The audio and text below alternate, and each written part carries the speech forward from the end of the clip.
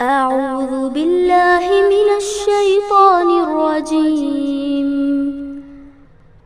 بسم الله الرحمن الرحيم.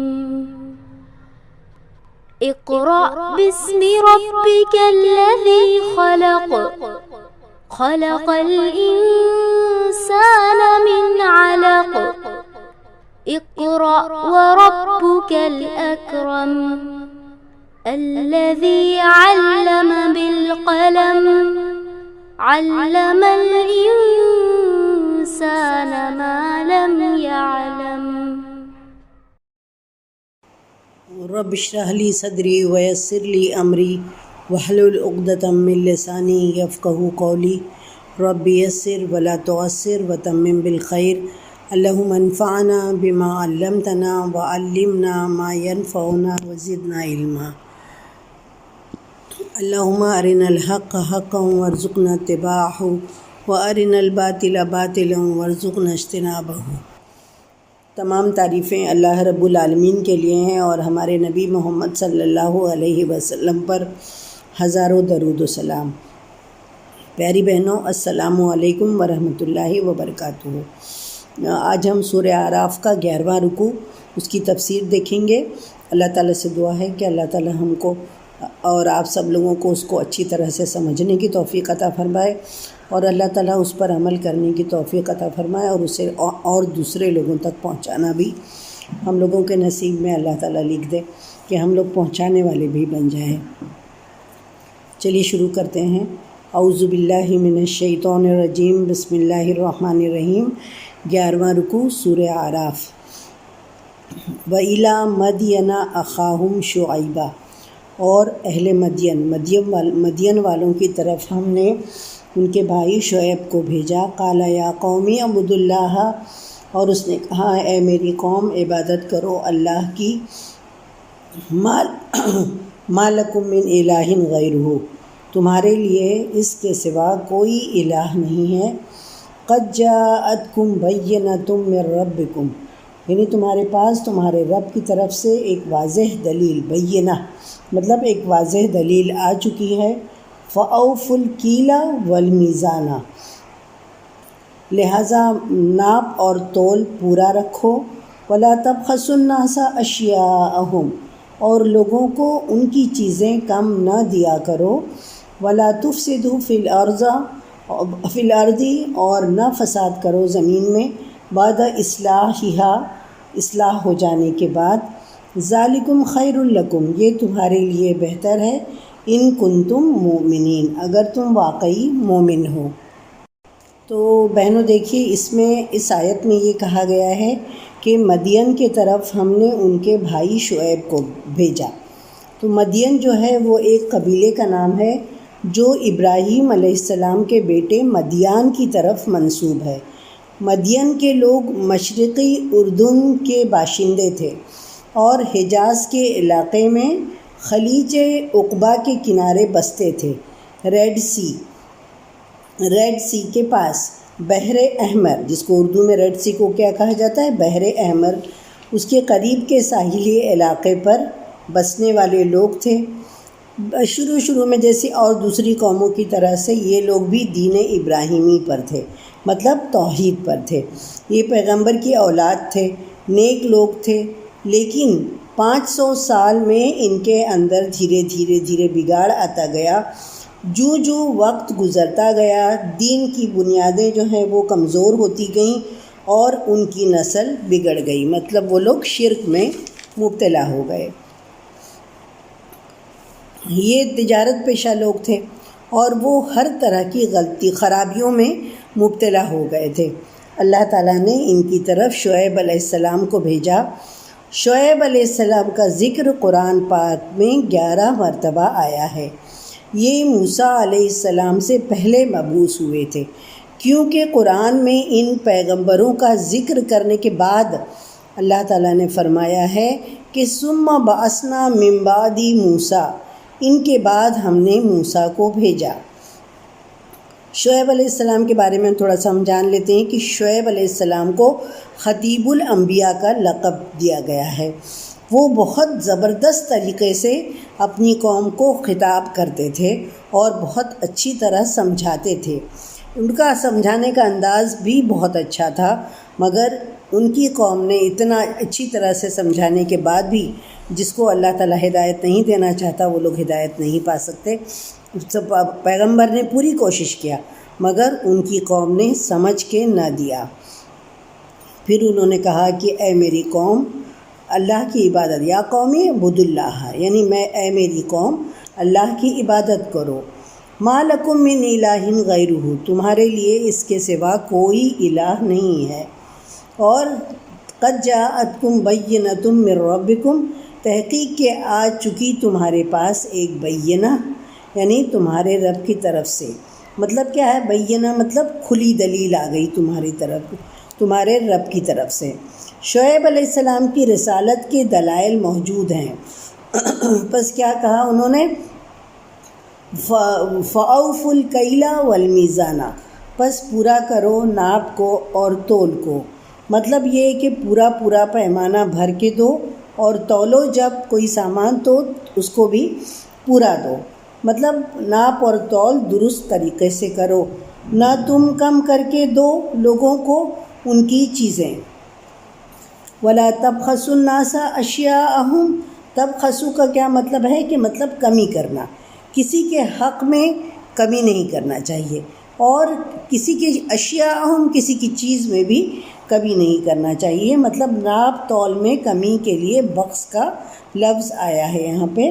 اور لوگوں کے حقوق میں بھی کمی نہیں کرنا چاہیے۔ لوگوں کے حقوق میں کمی کے لیے بھی بخس لفظ آتا ہے۔ یہاں اس آیت میں آیا ہے کہ لوگوں کو ان کی چیزیں وَلَا تَبْخَسُوا النَّاسَ أَشْيَاءَهُمْ ان کی چیزیں کہا گیا ہے۔ ان کی چیزیں اس لیے کہا گیا ہے کہ تم اس پر قیمت وصول کر لیتے ہو، اور وہ چیز جو ہے جب تم پیسہ لے لیتے ہو تو وہ چیز جو ہے وہ ان کی ہو جاتی ہے۔ تو کیا بتایا گیا ہے یہاں پہ کہ لوگوں کو ان کی چیزیں کم مت دو،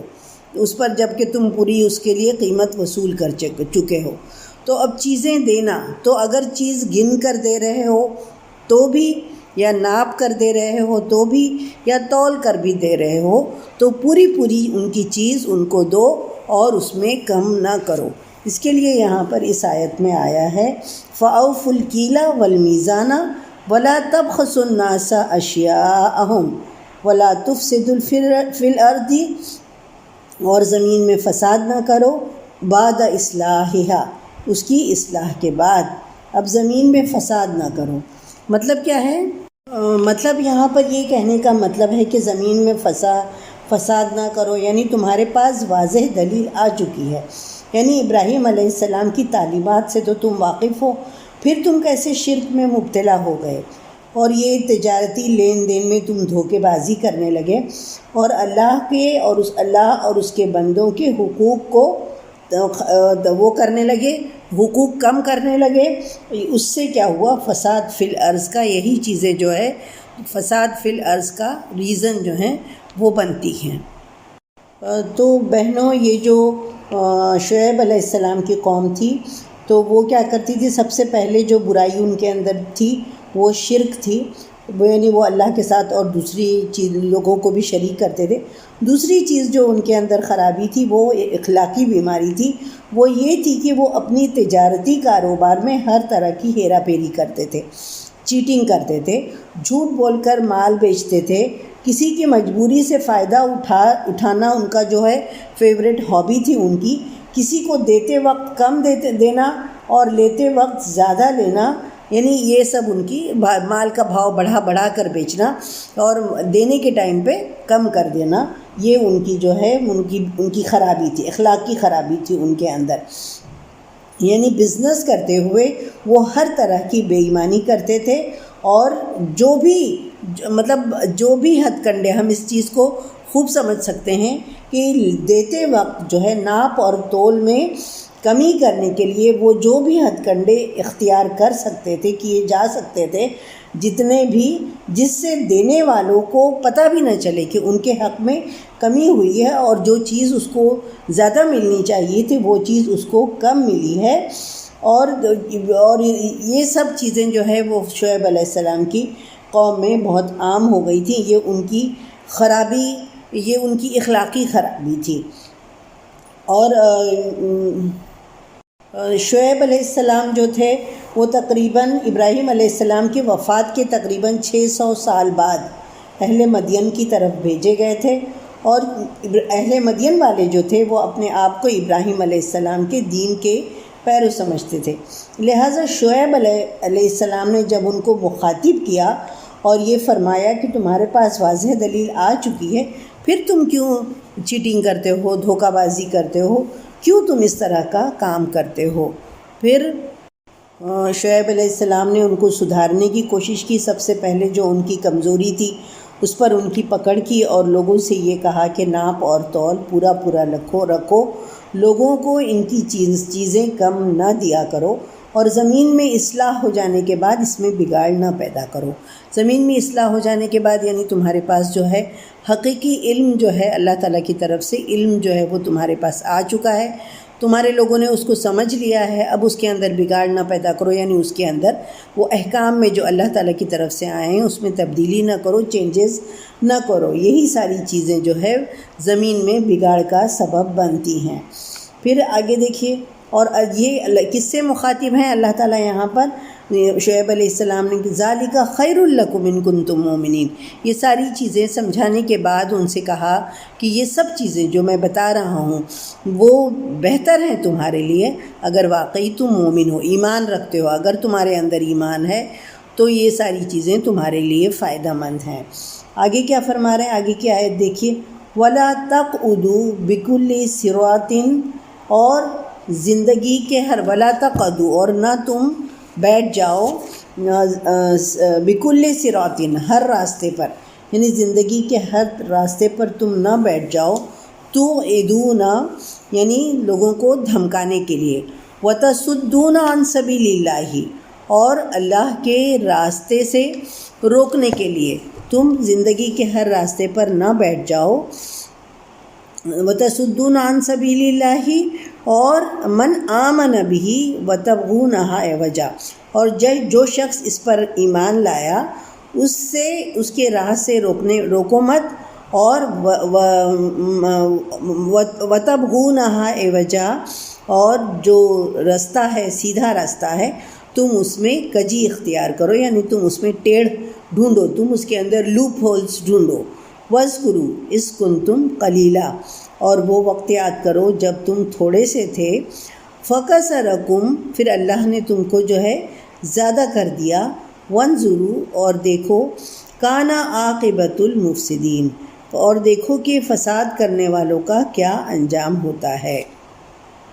چلیے اس آیت کا میننگ پڑھ لیتے ہیں کہ اور زندگی کے ہر راستے پر راہزن مطلب کیا ہوتا ہے کہ لوٹ کھسوٹ کرنے والی، چوری چماری کرنے والا، تو ہر راستے پر تجارتی قافلے کا مرکز تھا، اسی راستے سے قافلے جو ہے آتے جاتے تھے۔ اس زمانے کا جو مین جو ان کا وہ تھا بزنس تھا، تجارتی قافلے کا آنا اور جانا، مطلب امپورٹ ایکسپورٹ تھا۔ قافلے جاتے تھے، اپنا سامان لے کے دوسرے علاقے میں بیچتے تھے، اور وہاں سے جو چیزیں ان کے علاقے میں ضرورت ہوتی تھی وہ خرید کر لاتے تھے۔ تو وہ یہ چیز جو اس وقت تو کوئی ہوائی جہاز یا پانی کا جہاز کچھ تو تھا نہیں، تو لوگ جو ہے قافلے کی صورت میں نکلتے تھے، اونٹ پر بیٹھ کر نکلتے تھے، دور دور کا سفر طے کرتے تھے اور جاتے تھے، اور وہاں سے سامان بیچتے تھے اور خریدتے تھے۔ تو یہاں پر یہ کہا گیا ہے، ان سے کیا کہا جا رہا ہے؟ شعیب علیہ السلام کیا کہہ رہے ہیں کہ زندگی کے ہر راہ پر، ہر راستے پر راہزن بن کر نہ بیٹھ جاؤ، یعنی چوری چماری کرنے کے لیے مت بیٹھ جاؤ، اور کہ لوگوں کو دھمکاتے پھرو، اور جو شخص اللہ پر ایمان لائے اسے اس کی راہ سے روکنے لگو، اور سیدھی راہ میں کجی اختیار کرو، اور وہ وقت یاد کرو جب تم تھوڑے تھے تو اللہ نے تمہیں زیادہ کر دیا، اور دیکھو فساد کرنے والوں کا کیا انجام ہوتا ہے۔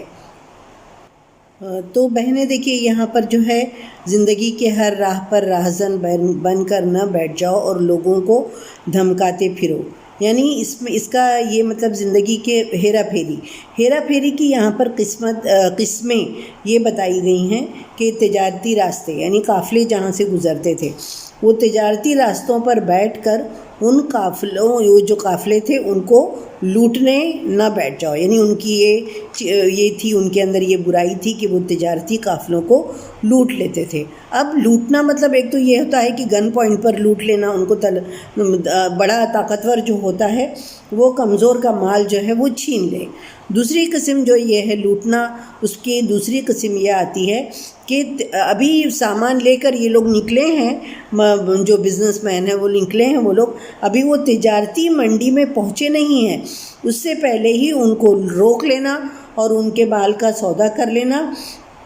جبکہ اسے پتہ نہیں ہے کہ منڈی میں اس چیز کا کیا ریٹ چل رہا ہے، اس کو اس کے بھاؤ کی خبر ہی نہیں ہے، اور اسے دھوکہ دے کر اس سے سستے میں مال لے لینا یہ بھی لوٹنے کے ضمن میں ہی آتا ہے۔ مطلب کسی کے ساتھ دھوکہ ہی ہوا نا یہ، اگر وہ منڈی میں پہنچ جاتا تو ہو سکتا ہے اس کو زیادہ ریٹ ملتا، مگر جو ہے یہ لوگ کیا کرتے تھے، ان کو راستے ہی میں روک لیتے تھے اور ان سے بھاؤ تاؤ کر کے جو مارکیٹ میں جو ریٹ چل رہا ہے اس سے کم ریٹ میں جو ہے ان کا سامان جو ہے خرید لیتے تھے۔ یہ بھی ایک طرح کا دھوکہ ہی ہوا، لوٹ ہی ہوئی۔ اللہ کے رسول صلی اللہ علیہ وسلم نے اس طرح کی بزنس سے سختی سے منع فرمایا ہے۔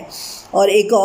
اور جو ہے قسم جو ہے مطلب اپنی سیاسی پوزیشن کا استعمال کرو اور وہ جو تاجر ہیں، جو کسان ہیں، ان کو بلیک میل نہ کیا کرو۔ یہ اس کو میں آپ کو ایک مثال کے ذریعے سے سمجھاتی ہوں۔ جیسے آج انڈیا میں ہو رہا ہے، پہلے جو زمانہ تھا تو دکانیں تھیں، لوگ جاتے تھے دکان پر سے اپنا مال خرید کر لے آتے تھے، کسان بھی جو تھے وہ جاتے تھے منڈی میں، اور لوگ چھوٹے چھوٹے بزنس مین ہوتے تھے وہ لوگ آتے تھے اور اپنا مال خریدتے تھے وہاں سے، جو بھی چیز ہوتی جو کسان اگاتا تھا، اناج سبزی جو بھی کسان اگاتا تھا تو وہ لوگ جو ہے جاتے تھے وہاں پر اور ریٹ میں خرید کر لے آتے تھے اور پھر بازار میں بیچتے تھے۔ اس سے کیا ہوتا تھا کہ کسان کو بھی اچھی قیمت مل جاتی تھی، جو بھی ان کا سامان انہوں نے اتنی محنت سال بھر محنت کر کے جو فصل اگائی تھی اس کی ان کو اچھی قیمت مل جاتی تھی۔ مگر وقت گزرنے کے ساتھ ساتھ دھیرے دھیرے یہ بڑے بڑے جو سرمایہ دار ہیں، یہ امبانیز ہیں اور بہت سارے بزنس مین ہیں، ان لوگوں نے کیا کیا کہ مونوپولی لے لی کہ یہ جو تور دال ہے یہ ہم ہی خریدیں گے، ارہر کی دال جو ہوتی ہے یا اور بھی چیز، یہ تو ایک مثال ہے کہ یہ دال جو ہے وہ ہم ہی خریدیں گے۔ کسان جو بھی دال وہاں سے لے کر آئے گا اپنے کھیتوں میں سے پیدا کرے گا اور جو لے کر آئے گا بیچنے کے لیے تو اس کو کوئی اور جو ہے خرید نہیں سکتا ہے، بلکہ وہ صرف اور صرف بیچا جائے گا کس کو؟ امبانی کو بیچا جائے گا۔ اور جو یہ بڑے بڑے جو سرمایہ دار ہوتے ہیں، بزنس مین جو ہوتے ہیں، یہ لوگ اس کا ریٹ جو ہے وہ فکس ریٹ رکھ دیتے ہیں کہ اتنے ریٹ پہ ہم لوگ جو ہے یہ سامان تم سے خریدیں گے۔ اب کسان بیچارہ سال بھر محنت مزدوری کر کے وہ جو اگاتا ہے، جو بھی سبزی یا دال یا جو بھی اگاتا ہے، تو اس کو اتنی قیمت نہیں ملتی، اس کو بہت کم ریٹ یہ لوگ رکھتے ہیں۔ اور اس کے بعد سے جب سے یہ بڑے بڑے سرمایہ داروں کے ہاتھ میں یہ دالیں وغیرہ گئی ہیں، اس کے ریٹ دیکھیے آسمان کو چھونے لگے ہیں۔ تو ان لوگوں نے یہ غریب کسان جو ہے وہ اور غریب ہوتا جا رہا ہے، اور یہ امیر جو ہیں وہ اور امیر ہوتے جا رہے ہیں، کیونکہ انہوں نے جو ریٹ رکھا ہے وہ بہت بڑھا چڑھا کر رکھا ہے۔ وہ مال میں جاتا ہے بکنے کے لیے، مال میں نہ تو کوئی بھاؤ کر سکتا ہے نہ کچھ کر سکتا ہے، تو وہ اس کو جو پرنٹ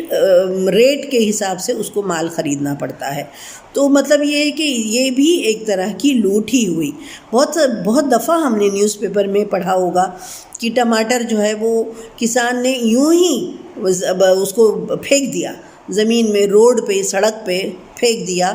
کہ اتنے میں جس قیمت پہ یہ لوگ خرید رہے ہیں، تو یہ اس لیے پھینک دیا۔ پیاز جو ہے وہ پھینک دی گئی، ٹماٹر جو ہے وہ رستے پہ ایسے ہی وہ کر دیا گیا، پھینک دیا گیا۔ नाराज़गी में फेंका गया। ये किसान जो था वो बोला इतनी मेहनत हम करते हैं, इतनी मेहनत से हमने ये सब्जियां उगाई और हमको तो उसका पैसा ही नहीं मिल रहा है, तो फ़ायदा क्या, इससे अच्छा हम इनको बेचें, ये सब बड़े बड़े सरमायादारों को बेचें, ये मॉल में ले जाके ज़्यादा कीमत पर बेचेंगे, उससे तो अच्छा है कि हम इसको सड़क पर ही बेकार कर दें, बहा दें, वो कर दें, वेस्ट कर दें, हम उसको बेचेंगे ही नहीं। तो मतलब ये कि ये उनका किसान का फ्रस्ट्रेशन होता है कि अपनी इतनी मेहनत से पैदा करी हुई चीज़ को वो लोग क्या करते हैं, बहा देते हैं। क्यों देते हैं, वेस्ट कर देते हैं? क्योंकि उनको उसकी कीमत नहीं मिलती है। और ये भी नहीं होता ना बहनों कि वो जाके रास्ते पर बैठ जाएं, कहीं पर लोग आके उनसे ख़रीद लें, तो भी नहीं। अब कोई उनसे ना तो कोई ख़रीदो फ़रोख्त कर सकता है, क्योंकि वो तो डायरेक्ट जाएगा, बड़े बड़े सरमायादारों को जाएगा और वो लोग जो है फिर उसको मॉल में ज़्यादा पैसे पर बेचेंगे। तो उसके पास उसको यही एक हल नज़र आता है कि वो अपनी सारी चीज़ों को, मेहनत से बनाई हुई उगाई हुई चीज़ों को वो वेस्ट कर दे, ख़त्म कर दे। तो ये भी एक मजबूर करता है, एक बड़ा सरमायादार जो है वो छोटे किसान को मजबूर करता है कि वो इतना गलत काम जो है वो करे। मगर ये भी इसी एक किस्म की लूट में ही शुमार होता है कि तुम लोगों के माल ना लूटो, ये भी एक इसमें शुमार होता है। और ये जो यहाँ पर आया है मन आमन बिही वतबगूनहा एवजा, इसका ये मतलब होता है कि जो लोग नबी पर ईमान लाते हैं, यानी शुएब अलैहिस्सलाम पर, कौम के जो लोग जो हैं सीधे साधे लोग जो हैं वो उन पर ईमान लाना चाहते हैं, तो उन्हें डराओ धमकाओ नहीं, या उनके जहनों में शुकूक व शुबहात न पैदा करो। और शुकूक व शुबहात पैदा करके तुम क्या करोगे कि जो पैगंबर की बताई हुई सीधी राह है उसमें तुम टेढ़ पैदा करते हो, जैसा कि अंबिया के मुखालिफिन ने हर ज़माने में ये ऐसी हरकत की है, इस तरह की चालें चलते थे वो कि कौम को अपने नबी से दूर करने के लिए, उनके दिलों में शुकूक व शुबहात पैदा करने के लिए वो लोग ये काम करते थे। अल्लाह के रसूल सल्लल्लाहु अलैहि वसल्लम के लिए भी मुशरिकीन मक्का ने आप सल्लल्लाहु अलैहि वसल्लम की राह रोकने के लिए इस तरह के तमाम हरबे इस्तेमाल किए थे। इसी को कहा गया है कि वतबगूनहा एवजा। फिर अल्लाह ताला फरमा रहे हैं कि और वो वक्त याद करो जब तुम थोड़े थे तो अल्लाह ने तुम्हें ज़्यादा कर दिया, और देखो फसाद करने वालों का क्या अंजाम होता है। अब आगे की आयत देखते हैं। मतलब अल्लाह ताला ने इस आयत में उन्हें ये भी फरमाया है कि देखो पहले तुम थोड़े से थे, फिर अल्लाह ताला ने तुम्हारी तादाद में इजाफ़ा कर दिया, और मगर इन तादाद में इजाफ़ा जो है तुम्हें अल्लाह की नाराज़गी से बचा नहीं सकी। जब तुम्हारी सरकशी हद से ज़्यादा आगे बढ़ी तो अल्लाह ताला ने तुमको क्या किया। अल्लाह ताला फरमा रहे हैं इस कुरान के आयत में कि देखो कैफ़ कान आक़िबतुल मुफ़सिदीन, जो फसाद करने वाले लोग हैं उनका अंजाम क्या हुआ। यानी पिछली जो कौमें हैं जिनका ज़िक्र यहाँ पर किया जा रहा है, वो ज़िक्र करने का मकसद ये है कि लोग उससे इबरत हासिल करें, और लोगों को ये कहा गया है कि उसको, उनकी बातों को सोचो, गौर करो उस पर कि जो इनकार करते हैं, अल्लाह ताला के हुक्म की खिलाफ वर्जी करते हैं, पैगंबर को झुटलाते हैं, तो फसाद करने वाले ऐसे लोग क्या हैं, फसादी हैं, और उनका अंजाम क्या होता है। व इन काना ताइफ़तुम मिनकुम आमनु, अगर तुम में से एक फ़रीक ऐसा है जो ईमान लाता है, किस पर ईमान लाता है, बिल्लज़ी उरसिलतु बिही, यानी उस पर ईमान लाता है जो कुछ मुझे देकर भेजा गया है। और वताइफ़तुम, और एक और फ़रीक़ है, वो दूसरा एक फ़रीक़ है, लम युमिनु, वो ईमान नहीं लाता है, फ़स्बिरू, तो फरमा रहा है कि सब्र करो, हत्ता यहकुमल्लाहु, जब यहाँ तक कि अल्लाह फ़ैसला कर दे बैनना, यानी हमारे दरमियान, वहुवा खैरुल हाकिमीन, और वो सबसे बेहतर फ़ैसला करने वाला है। तो यहाँ पर ये बताया गया है कि अगर तुम में से एक फ़रीक़ ऐसा है कि अल्लाह ताला ने मुझे जो चीज़ देकर भेजी है, जो किताब देकर भेजी है, जो हुक्म देने के लिए कहा गया है, जो कुछ मुझे देकर भेजा गया है, उस पर ईमान ले आया। एक फ़रीक़ तो ऐसा है। अल्लाह के रसूल सल्लल्लाहु अलैहि वसल्लम के साथी भी जो थे वो अल्लाह के कुछ उसमें से ऐसे थे जो अल्लाह के रसूल सल्लल्लाहु अलैहि वसल्लम की बातों को मान लेते थे, मगर अक्सर जो है वो नहीं मानते थे। और उसके बाद दूसरा फ़रीक़ वताइफ़तुम लम युमिनु, تو اور دوسرا فریق جو ہے وہ ایمان نہیں لایا ہے، تو فرما رہے ہیں کہ صبر کرو یہاں تک کہ اللہ ہمارے درمیان فیصلہ کر دے، اور وہی سب سے بہتر فیصلہ کرنے والا ہے۔ پیغمبر جو تھے وہ یہی کرتے تھے کہ بتاتے رہتے تھے، جیسے حضرت نوح علیہ السلام کے بارے میں ہم نے سنا کہ انہوں نے 950 سال تک لوگوں کے درمیان تبلیغ کا کام کیا، لوگوں کو بتاتے رہے، حق کی طرف بلاتے رہے، برائی سے روکتے رہے، مگر نتیجہ کیا ہوا کہ بہت کم لوگ جو تھے وہ ایمان لے کر آئے۔ تو پھر جو ہے وہ لوگ کیا کرتے ہیں، پھر وہ معاملہ اللہ کے اوپر چھوڑ دیتے ہیں، حتی الامکان کوشش کرنے کے بعد اگر جو کچھ نہیں کر سکتے ہیں وہ لوگ، تو وہ لوگ کیا کرتے ہیں، معاملہ اللہ تعالیٰ کے اوپر چھوڑ دیتے ہیں، اور یہ کہتے ہیں کہ تاکہ اللہ ہمارے درمیان فیصلہ کرے، اور وہی سب سے بہتر فیصلہ کرنے والا ہے۔ جب یہاں پر جو بات ہو رہی ہے کہ لوگ راستے پر نہ بیٹھا کرو، تو راستے پر بیٹھنے کا 2 مقصد ہوتا تھا۔ ایک تو یہ ہوتا تھا کہ مسافروں کو لوٹ لینا، ان کا مال لے لینا، اور ایک مقصد یہ بھی ہوتا تھا جو اللہ کے رسول صلی اللہ علیہ وسلم کے زمانے میں بھی ہوا تھا کہ جو لوگ شہر میں جانا چاہ رہے ہیں انہیں شعیب علیہ السلام کے پاس جانے سے روکتے تھے، انہیں بہکاتے تھے اور دھمکاتے بھی تھے، اور یہ کہتے تھے کہ یہ شخص یعنی شعیب علیہ السلام جو ہیں وہ چیٹر ہیں، فریبی ہیں، ان کا کہنا نہ ماننا، ان کی چالوں میں مت آنا، اور اس کے جو بھی پیغمبر جو بھی تعلیم اور شریعت جو لوگوں کے سامنے پیش کرتا تھا اس میں 1000 قسم کی عیب نکالنا، یہ کام جو تھا یہ، اور اگر اس کے باوجود بھی کوئی پبلک میں سے کوئی اگر شعیب علیہ السلام پر ایمان لانے والا ہوتا تو اس پر پکڑ لیتے اس کو، اور طرح طرح کی سختیاں بھی کرتے تھے، اس لیے کرتے تھے کہ وہ ان کے دین سے باز آ جائیں۔ اور شعیب علیہ السلام نے ان لوگوں کو یعنی بڑے نرم لہجے میں، کبھی بھی جو پیغمبر ہوتے ہیں ان کا جو لہجہ ہوتا ہے سخت نہیں ہوتا ہے، ان کو بڑے نرم لہجے میں ان کے احسانات، اللہ کے احسانات یاد دلائے کہ تم تھوڑے تھے، پھر اللہ تعالیٰ نے تمہیں زیادہ سب کر دیا۔ پھر فرمایا کہ اگر چند لوگ ایمان لے آئے ہیں تو انہیں کیوں پریشان کرتے ہو، ہم میں سے جو بھی جھوٹا ہے، یعنی اگر تم یہ کہہ رہے ہو کہ میں غلط کہہ رہا ہوں تو میں یہ کہہ رہا ہوں کہ تم جو ہے غلط کام کر رہے ہو، تو ہم میں سے جو بھی جھوٹا ہے اللہ اس سے خود نپٹ لے گا، ہم کو کیا کرنا ہے، بس تم تھوڑی دیر صبر کرو۔ اللہ کے رسول صلی اللہ علیہ وسلم میں بھی قبیلہ دوس کے جب حج کے زمانہ آتا تھا تو لوگوں میں، مشرکین مکہ میں بڑی انتشار پیدا ہو جاتی۔ وہ لوگ کیا کرتے تھے کہ کس طرح سے اللہ کے رسول کے پاس جانے سے لوگوں کو روکیں، تو جو لوگوں میں غلط فہمیاں پیدا کر دیتے تھے، اور جب اللہ کے رسول صلی اللہ علیہ وسلم کے پاس کچھ لوگ آ جاتے تھے تو یہ جا کر وہاں پر کھیل تماشا شروع کر دیتے تھے تاکہ لوگ جو ہیں اللہ کے رسول صلی اللہ علیہ وسلم کی بات نہ سنیں۔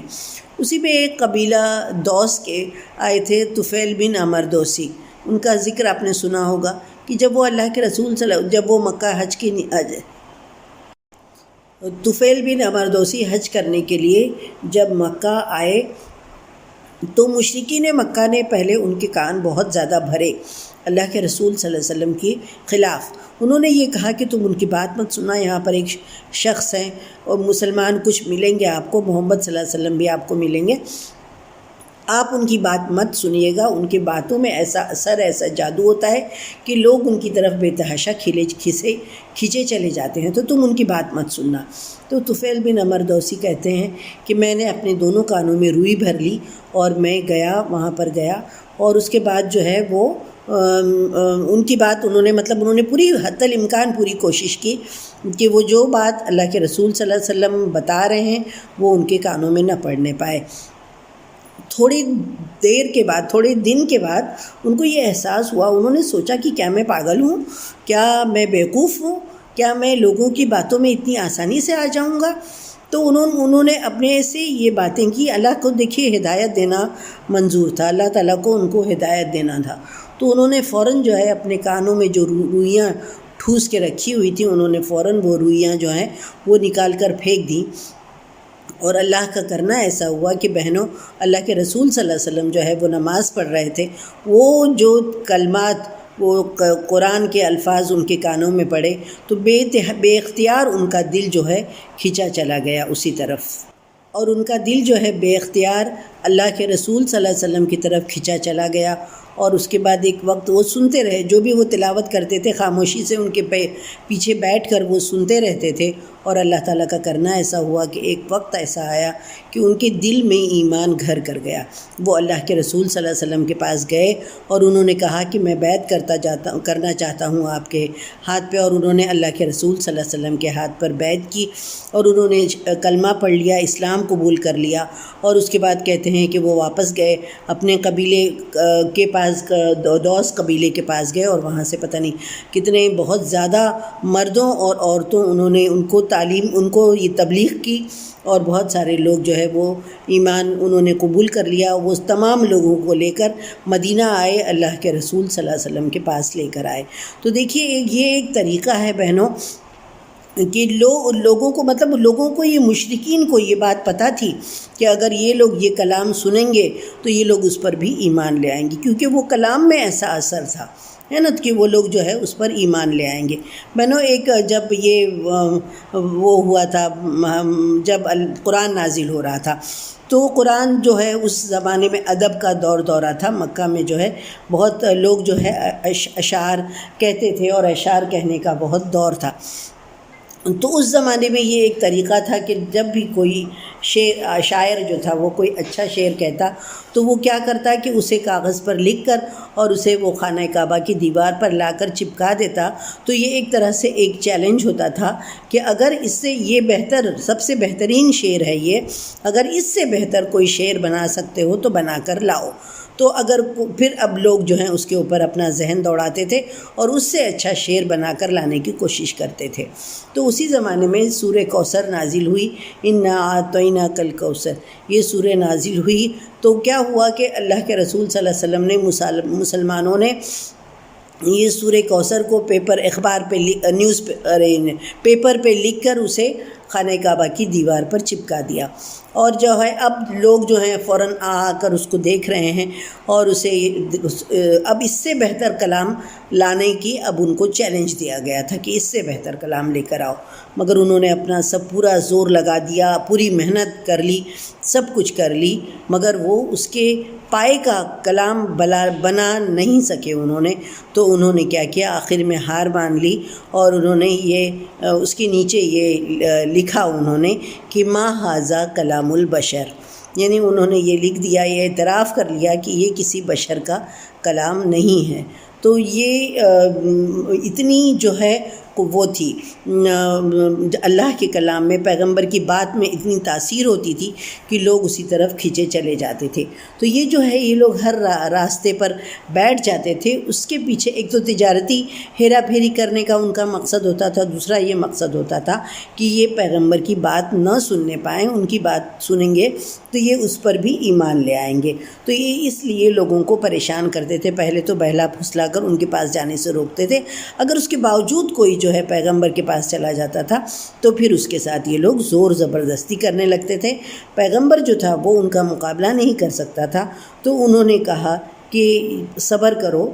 فَاصْبِرُوا، یعنی صبر کریں گے، میں بھی صبر کرتا ہوں یہاں تک کہ اللہ ہمارے درمیان فیصلہ کر دے، وَهُوَ خَيْرُ الْحَاكِمِينَ، اور انہوں نے معاملہ جو ہے وہ کس کے اوپر چھوڑ دیا، اللہ تعالیٰ کے اوپر چھوڑ دیا کہ وہی بہتر فیصلہ کرنے والا ہے، میں تمہارا مقابلہ نہیں کر سکتا۔ اب بہنوں یہاں سے 9واں پارہ جو ہے یہاں سے شروع ہو رہا ہے، قال الملأ الذین استکبروا، اور ملأ الذین یعنی ان لوگوں نے جو سردار لوگ تھے، وہ جو اس قوم کے جو تکبر کرنے والے سردار تھے، من قومی ہی، ان کی قوم کے متکبر سرداروں نے یہ کہا، کس سے کہا، شعیب علیہ السلام سے کہا، لَنُخْرِجَنَّكَ یا شعیب، یعنی ہم تجھے نکال دیں گے اے شعیب، والذین آمنوا معک، اور ان لوگوں کو بھی جو تیرے ساتھ ایمان لائے ہیں، من قریتنا، ہم اپنی بستی سے نکال دیں گے، او لتعودون فی ملتنا، یا جو ہے یا تمہیں ہماری ملت میں یعنی ہمارے دین پر تمہیں واپس آنا ہوگا، قال اولو کنا کارہین، شعیب علیہ السلام نے کہا کہ خواہ ہم اسے ناپسند کرتے ہوں تو بھی ہم کو ایسا کرنا ہوگا۔ یعنی اب جو ہے وہ دیکھے کہ وہ جو ان کا جو ان پر شعیب پیغمبر کے جو فالوورز ہیں ان کی تعداد جو ہے بڑھتی جا رہی ہے، زیادہ زیادہ لوگ ان کے اطراف میں سوری بہنوں گلا خراب ہوا ہے تو چلتے اعوذ باللہ من الشیطان الرجیم بسم اللہ الرحمن الرحیم۔ تو اس قوم کے جو گھمنڈی سردار تھے انہوں نے شعیب علیہ السلام سے اور ان کے فالوور سے یہ کہا کہ اے شعیب، ہم تجھے اور ان لوگوں کو جو تیرے ساتھ ایمان لائے ہیں اپنی بستی سے نکال دیں گے، یا پھر دو آپشن دیا انہوں نے، یا پھر تمہیں ہمارے دین میں واپس آنا ہوگا۔ شعیب علیہ السلام نے کہا کہ خواہ ہم اسے ناپسند کرتے ہوں تو بھی، یعنی یہ چیز جو تمہارا آفر ہے وہ ہم کو ناپسند ہے تو بھی ہم کو یہی کرنا ہوگا۔ تو یہ جو ہے ان کے سرداروں کی یہ دھمکی تھی، یعنی جب جو گھمنڈی سردار جو تھے، لیڈرز جو تھے ان کے تو جو ان کے دھمکیوں کے باوجود بہت سارے لوگ جو ہے شعیب علیہ السلام کے آس پاس جو جمع ہونے لگے تھے، تو ایسے مومنوں کی یعنی ایسے ایمان لانے والوں کے ایک کمزور سا گروپ تھا وہ سامنے آ گیا۔ تو سرداروں کو یہ بات جو ہے بہت کھٹکنے لگی، ان کو بہت برا لگنے لگا، لہٰذا وہ ان کو دھمکی دینے پر اتر آئے۔ یعنی جب ان کو وہ کوئی بات کرنے سے جب مسئلہ حل ہوتا ہوا ان کو نظر نہیں آتا تھا تو وہ کیا کرنا چاہتے تھے کہ اب ہر فیلڈ میں، ہر راستے پر ان لوگوں نے بات کھا لی، تو انہوں نے یہ کہا کہ اب ڈنڈے کے زور سے اس مسئلے کو حل کرنے پر وہ لوگ اتر آئے، اور یہی ڈنڈے کے زور پر مسئلے کا حل جب نکالنے کی لوگ کوشش کرنے لگتے ہیں تو یہی جہالت کی سب سے بڑی دلیل ہوتی ہے۔ انہوں نے شعیب علیہ السلام سے کہا کہ بس دو ہی باتیں ہیں جن میں سے ایک تمہیں بہرحال قبول کرنا پڑے گی، یا تو اس نئے دین کی تبلیغ سے باز آ جاؤ، یعنی اب تو لوگوں کو بتانا اور لوگوں کو دین کی طرف بلانا، توحید کی طرف بلانا یہ بند کرو اور وہی پرانا دین اختیار کر لو، یا کیا ہوگا پھر ہم تمہیں اور تمہارے ساتھیوں کو اس آبادی سے نکال دیں گے اور تمہارے توحید پر قائم رہتے ہوئے یہاں رہنے کی کوئی صورت نہیں ہے، یا یہ والا علاقہ جو ہے تم کو چھوڑ کر جانا ہوگا، تم یہاں پر نہیں رہ سکتے ہو۔ یہ ان کی دھمکی تھی۔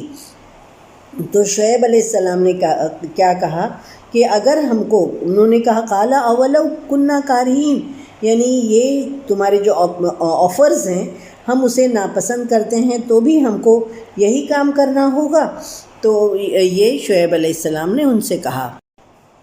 دیکھیے آگے دیکھتے ہیں کہ آگے کی آیت میں لکھا ہے قد افترینا علی اللہ کذبا، یعنی یہ تو کیا ہوگا کہ ایسا ہوگا جیسے ہم نے جھوٹ باندھا اللہ پر، ان عدنا فی ملتکم، اگر ہم جو ہے تمہارے دین میں واپس آ جائیں، بعد اذ نجانا اللہ منا، جبکہ اللہ ہمیں اس سے نجات دے چکا ہے، یعنی اگر ہم تمہارے دین میں دوبارہ چلے جائیں گے تو اللہ نے تو ہم کو ہدایت دے دی، اللہ نے ہمارے درمیان پیغمبر بھیجا، اللہ نے ہم کو سیدھے راستے کی طرف، صراط مستقیم کی طرف ہم کو بلایا، تو اگر ہم تمہارے دین میں واپس چلے جائیں گے تو یہ کیا ہوگا کہ ہم نے اللہ پر جھوٹ باندھا، بعد اذ نجانا اللہ منا، جبکہ اللہ ہمیں اس سے نجات دے چکا ہے، وما یکون لنا ان نعود فیہا، اور ہم سے یہ ممکن نہ ہوگا کہ ہم اس میں دوبارہ چلے جائیں، الا ان یشاء اللہ ربنا، الا یہ کہ ہمارا رب جو ہے وہ اس کی مشیت ہی ایسی ہو، وسع ربنا کل شیء علما، ہمارے پروردگار نے، ہمارے رب نے، ہمارے اللہ نے، اس کے علم نے ہر چیز کا احاطہ کر کے رکھا ہوا ہے۔ اللہ توکلنا، ہم صرف کس پر بھروسہ کرتے ہیں؟ اللہ پر بھروسہ کرتے ہیں۔ پھر انہوں نے یہ دعا کی کہ ربنا افتح بیننا و بین قومنا بالحق، اور انہوں نے یہ دعا کی کہ اے ہمارے رب، ہمارے اور ہماری قوم کے درمیان انصاف سے فیصلہ کر دے۔ وَأَنْتَ خَيْرُ الْفَاتِحِينَ، بے شک تو ہی سب سے بہتر فیصلہ کرنے والا ہے۔ تو دیکھیے بہنوں کہ شعیب علیہ السلام کا جواب کیا تھا۔ شعیب علیہ السلام نے جب انہوں نے ان کو دھمکایا کہ تم کو ہمارے دین میں واپس آنا ہوگا، تو انہوں نے کہا کہ خواہ ہمیں وہ پسند ہو یا نہ ہو، تو انہوں نے کہا ہاں تم کو واپس تو آنا ہوگا یا یہاں سے چلے جاؤ، تو یہ ہوگا۔ تو انہوں نے کہا، شعیب علیہ السلام اور ان کی قوم کے لوگوں نے کہا جو مسلم مومن ہو گئے تھے، کہ اگر ہم تمہارے دین میں دوبارہ چلے جائیں گے تو اس کا یہ مطلب ہوگا کہ ہم نے اللہ پر جھوٹ باندھا تھا، یعنی جو بات ہم اللہ کی طرف منسوب کر کے بتا رہے تھے وہ ہم جھوٹ بول رہے تھے، جبکہ اللہ اس سے ہمیں نجات دے چکا ہے اور ہم سے یہ ممکن نہ ہوگا کہ ہم اس میں دوبارہ چلے جائیں، الا یہ کہ ہمارا رب کی ہی اس کی مشیت ہی یہی ہو تو ایسا ہو سکتا ہے، ورنہ ہم اس طرف جانے والے نہیں ہیں۔ ہمارے پر رب نے علم سے ہر چیز کا احاطہ کر رکھا ہے، یعنی ہر چیز جو ہے اللہ تعالیٰ کے علم میں ہے اور ہم صرف اللہ ہی پر بھروسہ کرتے ہیں۔ تو انہوں نے کیا کیا، انہوں نے یہ کہا، شعیب علیہ السلام کا جو جواب تھا، تو انہوں نے یہ جواب میں یہ کہا کہ تمہاری یہ دو باتیں ہمیں منظور نہیں ہیں۔ اس لیے کیوں منظور نہیں ہیں کہ ہم دوبارہ تمہارا دین، یعنی جو شرک ہے، جو غلط دین ہے، وہ اگر ہم نے اختیار کر لیا تو اس کا مطلب یہ ہوا کہ میں اور میرے یہ ساتھی جو تمہیں بات آج تک بتا رہے تھے وہ جھوٹ بتا رہے تھے اور اللہ کے ذمے ہم جھوٹ لگا کر وہ بات کر رہے تھے۔ پھر جس کام پر اللہ نے ہم کو بھیجا ہے، جس کام کے لیے پیغمبر کو اللہ نے مبعوث فرمایا ہے، اور اگر میں یا میرے ساتھی اس کے خلاف ورزی کرنے لگیں تو ہم سے بڑھ کر ناانصافی کرنے والا اور کون ہوگا، اور انشاءاللہ ہم اپنے دین پر نہایت بھروسے کے ساتھ، نہایت قوت کے ساتھ ثابت قدم رہیں گے، اور اللہ کے توفیق اگر اللہ کی توفیق رہی، اللہ کی مدد رہی، تو ہم کبھی بھی تمہارے دین میں واپس جانا پسند نہیں کریں گے۔ اگر تم لوگ ہم کو یہاں سے نکال کر باہر کر دو، اور تو بھی ہمیں یہ بات ناپسند ہے کہ اگر تم ہم کو کتنا بھی مجبور کر کے زبردستی اگر یہاں سے نکالنا چاہو، جو بھی کرنا چاہو تم کرو، جو بھی ظلم ستم کرنا چاہو کر کے دیکھ لو، مگر ہوگا وہی جو اللہ کو منظور ہوگا۔ ہم اسی پر بھروسہ کرتے ہیں اور ہمارا سارا معاملہ جو ہے حق اللہ تعالیٰ کے سپرد ہے۔ یہ ان کا جو دیکھیے پختہ ایمان تھا، ساری دھمکیوں کے باوجود جو وہ اپنے جو بھی انہوں نے ارادہ کر لیا تھا اس سے وہ لوگ ہلے نہیں، ٹلے نہیں، اور انہوں نے پورا یہ کہا کہ تم کو جو کرنا ہے کر لو، ہم اگر اپنی بات سے پھر گئے تو اس کا مطلب یہ ہوگا کہ ہم نے جھوٹ بولا اور ہم کوئی بات اپنے دل سے نہیں کر رہے تھے، اللہ تعالیٰ کی طرف سے جو ہدایت اور رہنمائی آئی تھی ہم وہی کر رہے تھے۔ اگر ہم واپس پلٹ گئے تو اس کا مطلب ہے کہ اب تک ہم جھوٹ باتیں کر رہے تھے، تو ایسا نہیں ہے۔ ہم نے اپنا سارا معاملہ، تم کو جو کرنا ہے تم لوگ کر لو، ہم نے اپنا سارا معاملہ جو ہے وہ اللہ کے سپرد کر دیا ہے۔ اب اللہ جو ہے وہ اللہ ہی ہمارے مدد کرنے والا ہے، اللہ ہی ہم کو ہمیں ہدایت دینے والا ہے۔ اب تو وہی ہوگا جو اللہ تعالیٰ چاہے گا وہی ہوگا، تم کو جو کرنا ہے وہ کر لو، یہ انہوں نے کہا۔ پھر انہوں نے علی اللہ توکلنا، انہوں نے کہا کہ تمام چیزیں جو ہم نے اللہ پر توکل کیا ہے۔ ربنا افتح، پھر انہوں نے دعا کی کہ اے ہمارے رب، ربنا افتح بیننا و بین قومنا بالحق، اے ہمارے رب ہمارے اور ہماری قوم کے درمیان انصاف سے فیصلہ کر دے، وَأَنْتَ خَيْرُ الْفَاتِحِينَ، اور تو سب سے بہتر فیصلہ کرنے والا ہے۔ یعنی پھر انہوں نے یہ دعا کی جب جو حق اور باطل کی لڑائی اس مقام پر پہنچ گئی کہ جو نافرمان لوگ تھے انہوں نے شعیب علیہ السلام اور ان کے ساتھیوں کو ملک سے نکال دینے کی دھمکی دی، تو شعیب علیہ السلام نے اللہ سے دعا کی کہ اللہ اب وہ وقت آ گیا ہے کہ ان ظالموں کو مزید نصیحت کر کے اب کچھ فائدہ، کچھ باقی نہیں رہ گیا ہے، لہٰذا اب ان کے اور ہمارے درمیان تو خود ہی فیصلہ کر دے کہ اب آئندہ کے لیے ہم کو کیا کرنا چاہیے، آئندہ کے لیے جو بھی پلاننگ ہوگی اس سے ہم کو آگاہ کر دینا۔ یہ شعیب علیہ السلام نے دعا کی اللہ سے۔ آگے دیکھتے ہیں بہنوں، وقال الملأ الذین کفروا، اور جو ان کے قوم کے کافر سرداروں نے یہ کہا من قوم ہی کہ ان کے قوم کے کافر سرداروں نے یہ کہا لئن اتبعتم شعیبا، اگر تم لوگوں نے پیروی کی شعیب علیہ السلام کی، انکم اذا لخاسرون، تو تم نقصان اٹھانے والے ہو جاؤ گے۔ یعنی اب جو سرداروں نے کیا کہا، اس قوم کے لوگوں سے مخاطب کر کے انہوں نے یہ کہا کہ اگر تم نے شعیب کا ساتھ نہ چھوڑا تو ہم تمہارا ناک میں دم کر دیں گے اور جینا تم پر حرام کر دیں گے، لہٰذا اس کے شعیب علیہ السلام کا ساتھ دینے سے باز آ جاؤ۔ مطلب یہی تو انہوں نے یہ کیا تھا نا، مکہ میں بھی تو یہی کیا گیا تھا، وہاں پر جو شیب ابی طالب میں مسلمانوں کو بند کر دیا گیا تھا، ان کا محاصرہ کیا گیا تھا، 3 سال تک وہ لوگ وہاں پر بند کیا گیا تھا۔ تو یہ کیا تھا کہ ہم تمہارا جینا جو ہے ناک میں دم کر دیں گے اور تمہارا جینا تم پر حرام کر دیں گے، یہی چیز تھی نا۔ اور بہنوں، یہ جو ہے یہ صرف اہل مدین کا نظریہ نہیں تھا، بلکہ ہر زمانے میں جو فساد کرنے والے لوگ ہوتے ہیں ان کا یہی خیال رہتا ہے کہ جو بھی تجارت ہے یا سیاست ہے یا جو بھی دنیاوی معاملات ہیں وہ جھوٹ اور بے ایمانی کے بغیر چل ہی نہیں سکتے ہیں۔ اکثریت کا لوگوں کا یہی حال ہوتا ہے، حالانکہ یہی باتیں جو ہیں وہ فساد فی الارض کی جڑ ہوتی ہیں اور انہی سے لوگوں کے حقوق جو ہیں وہ پامال ہوتے ہیں، اور آخر کار ہوتا کیا ہے کہ جو ایسے دھوکہ دینے والے لوگ پورے معاشرے کو لے کر ڈوب جاتے ہیں۔ تو انہوں نے یہ کہا کہ اگر تم ان کی لوگوں نے دھمکی دی سرداروں نے کہ اگر تم ان کی پیروی کرو گے شعیب علیہ السلام کی اور مومنوں کی تو ہم ضرور تم نقصان اٹھاؤ گے۔ فَأَخَذَتْهُمُ الرَّجْفَةُ، پھر انہوں نے ایک خطرناک زلزلے نے انہیں آ لیا، فَأَصْبَحُوا فِي دَارِهِمْ جَاثِمِينَ، اور وہ اپنے گھروں میں اوندھے پڑے رہ گئے۔ الَّذِينَ كَذَّبُوا شُعَيْبًا، جن لوگوں نے شعیب کو جھٹلایا تھا، كَأَن لَّمْ يَغْنَوْا فِيهَا، تو ان کی حالت یہ ہو گئی کہ جیسے وہ کبھی وہاں پر آباد ہی نہ ہوئے تھے۔ الَّذِينَ كَذَّبُوا شُعَيْبًا، اور جن لوگوں نے جھٹلایا شعیب علیہ السلام کو، كَانُوا هُمُ الْخَاسِرِينَ، تو خسارے میں کون رہا، گھاٹے میں کون رہا، وہی لوگ خسارے میں رہے۔ تو پھر اس کے بعد یہ آیا کہ اب جو ہے پیغمبر نے ان کو تبلیغ کا کام کیا، اچھائی کی طرف بلایا، مگر جب وہ لوگ نہیں مانے اور جب وہ لوگ بات دھمکی دینے پر اتر آئی تو شعیب علیہ السلام نے اللہ سے دعا کی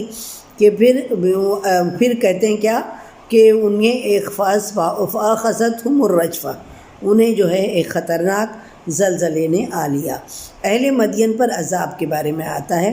کہ اہل مدین پر عذاب کی قرآن میں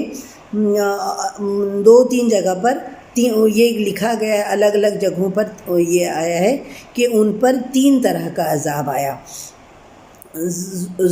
زلالہ اور صیحہ اور رجفہ، یعنی ان پر پہلے ایسا بادل چھا گیا جس میں سے آگ کے شعلے اور چنگاریاں نکلنے لگیں، پھر اسی سے ایک ہولناک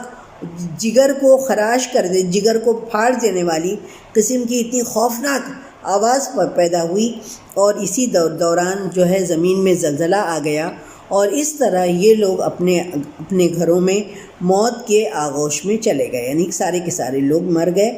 اور اس حال میں کہ انہوں نے اوندھے پڑ کر اپنے سینوں کو زمین سے چپٹا لیا تاکہ انہیں اس عذاب سے کم تکلیف محسوس ہو، اور شعیب علیہ السلام اور ان کے ساتھی تو انہیں اللہ نے ان سے پہلے ہی اس بستی سے نکل جانے کا حکم دیا تھا۔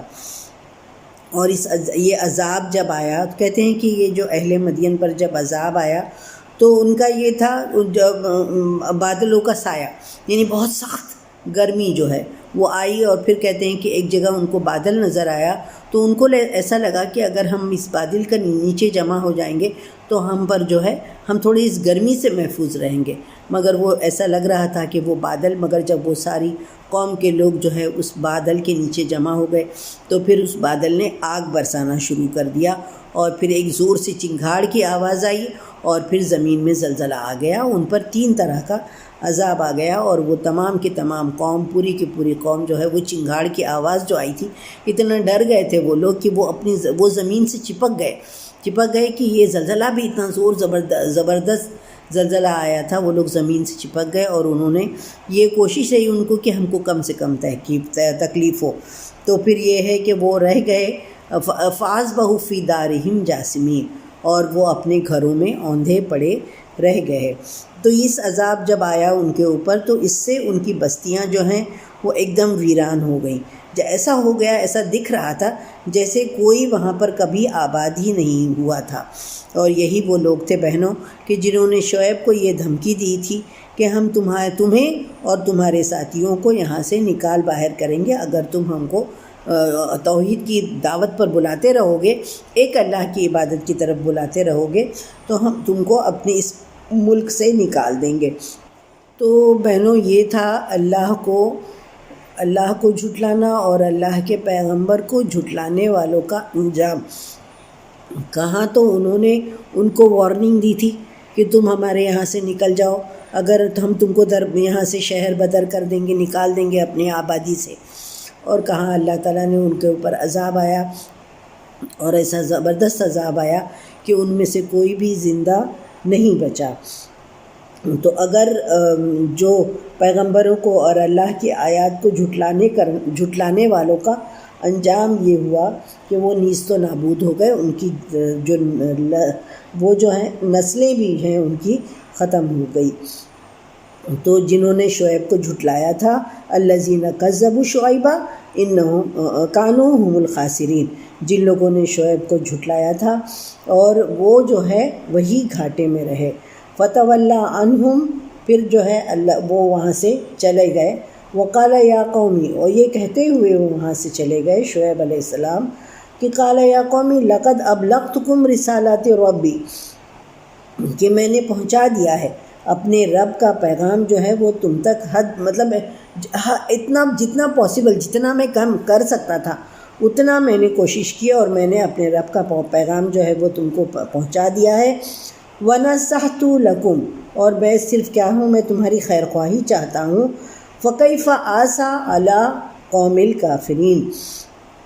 تو اب میں ان لوگوں پر کیسے افسوس کروں جو انکار ہی کرتے رہے۔ یعنی پیغام تو پہنچا دیا، جو بھی ان کی ذمہ داری تھی وہ اپنی ذمہ داری انہوں نے، یعنی عذاب سے پہلے انہوں نے قوم سے خطاب کیا اور خطاب کرتے ہوئے یہ کہا، یعنی افسوس تو اس پر آتا ہے کہ جو بیچارے بھول چوک یا نادانی میں جو لوگ مارے گئے ہیں اور جو انجام سمجھ میں آنے کے باوجود اکڑتا چلا جا رہا ہے اور وہ اپنی خیر خواہی کی بات بھی سننا گوارا نہیں کر رہا ہے، تو مجھے ان پر افسوس آتا ہے، اور انہوں نے اپنے آپ کو ہلاکت میں ڈالا تھا، مجھے ان پر افسوس آتا ہے۔ یہ انہوں نے اپنی قوم سے کہا کہ یہ شعیب علیہ السلام نے ان سے کیا کہا کہ اے میری قوم، میں نے تمہیں اپنے پروردگار کا پیغام پہنچا دیا۔ یعنی دیکھیں اللہ کے رسول صلی اللہ علیہ وسلم نے حجت الوداع کے موقع پر لوگوں کو گواہ بنا کر یہ سوال کیا تھا کہ کیا اللہ نے جو کچھ مجھ تک پہنچایا ہے کیا میں نے وہ پورا کے پورا تم تک پہنچا دیا؟ تو انہوں نے کہا کہ ہاں اللہ کے رسول آپ نے پہنچا دیا۔ پھر ان کی گواہی پر اللہ کے رسول نے اللہ کو گواہ بنا کر فرمایا کہ اللہم اشہد، انہوں نے اللہ کو گواہ بنایا۔ تو یہ گواہی کا یہ مطلب ان کو یہ ہم نے اپنی ذمہ داری پوری طرح سے پوری کی یا نہیں، تو انہوں نے اس پر لوگوں کو گواہ بنایا۔ اور شعیب علیہ السلام نے بھی یہی کہا کہ میں نے اپنے رب کا پیغام جو ہے وہ تمہیں پہنچا دیا ہے اور میں تمہاری خیر خواہی کرتا رہا۔ میں تو یہ نہیں چاہتا تھا کہ تم لوگ عذاب کی زد میں آ جاؤ اور تم لوگ تباہ و برباد ہو جاؤ، اور پھر مگر تم نے نہیں مانا، تم نہیں سنے۔ اب میں ان لوگوں پر کیسے افسوس کروں جو انکار ہی کرتے رہے، یعنی سب کچھ بتانے کے باوجود جو ہے وہ انکار ہی کرتے رہے، تو اب میں ان کے لیے کیا کر سکتا ہوں۔ یہ کہتے ہوئے شعیب علیہ السلام وہاں سے چلے گئے۔ یہ تھا اللہ کا فیصلہ۔ تمام معاملات جو ہے وہ شعیب علیہ السلام نے اللہ تعالیٰ کے اوپر چھوڑ دیے تھے اور اللہ تعالیٰ نے یہ اپنا فیصلہ جو ہے وہ نازل فرمایا کہ شعیب علیہ السلام اور ان کے ساتھی جو تھے ان کو وہاں سے بخیر و خوبی نکال لیا، اور باقی جتنے لوگ نافرمانی کر رہے تھے، انکار کر رہے تھے،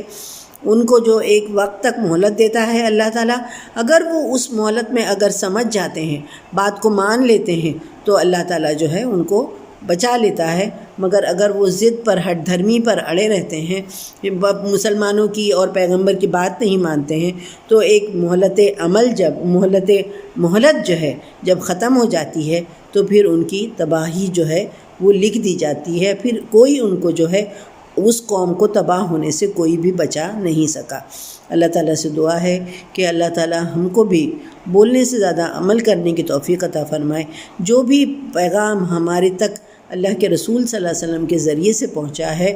وہ اللہ کے رسول صلی اللہ علیہ وسلم نے کہا کہ میں تمہارے درمیان 2 چیزیں چھوڑ کر جا رہا ہوں، ایک اللہ کی کتاب اور ایک میری سنت، اور جو ان کو مضبوطی سے تھامے رہے گا وہ کبھی گمراہ نہیں ہوگا۔ تو اللہ تعالیٰ سے دعا ہے کہ اللہ تعالیٰ ہم کو ان 2 چیزوں کو مضبوطی سے پکڑنے کی، ان پر عمل کرنے کی توفیق عطا فرمائے، اور اللہ تعالیٰ سے ہم امید رکھیں گے اگر ہم اس کو پکڑے رہیں گے، مضبوطی سے اس پر عمل کرتے رہیں گے، تو انشاءاللہ ہم کامیابی ہمیں نصیب ہوگی۔ اس امید پر ہم لوگ آج کا لیکچر ختم کرتے ہیں۔ صدق اللہ العلی العظیم۔ بسم اللہ الرحمن الرحیم۔ قرآن کے بعد کی دعا، قرآن پڑھنے کے بعد کی دعا پڑھ لیتے ہیں۔ اللہم آنس وحشتی فی قبری، اللہم ارحمنی بالقرآن العظیم واجعلہ لی اماما ونورا وہدا ورحمہ، اللہم ذکرنی منہ ما نسیت وعلمنی منہ ما جہلت وارزقنی تلاوتہ آناء اللیل وآناء النہار واجعلہ لی حجۃ یا رب العالمین، آمین یا رب العالمین۔ کہتے ہیں کہ قرآن، کوئی بھی جب نیک کام کرو، قرآن پڑھو، اس کے بعد دعا کیا کرو، تو دعا جو ہے وہ اللہ تعالیٰ قبول کرتے ہیں۔ چلیے ہم لوگ تھوڑی سی دعا کر لیتے ہیں۔ ربنا آتنا فی الدنیا حسنۃ وفی الآخرۃ حسنۃ وقنا عذاب النار وادخلنا الجنۃ مع الابرار یا عزیز یا غفار، اللہم انی اسألک الجنہ، اللہم اجرنا من النار۔ یا اللہ، جتنے بھی لوگ ہمارے درمیان پریشان حال ہیں، یا اللہ ان کی پریشانیوں کو دور فرما، جو بیمار ہیں یا اللہ تعالیٰ ان کو شفائے کاملہ عطا فرما، یا اللہ تعالیٰ سب کی مشکلیں آسان کر دے، یا اللہ جن کی روزی تنگ ہے اللہ تو جو بے روزگار ہیں ان کو حلال روزی کے ذرائع عطا فرما،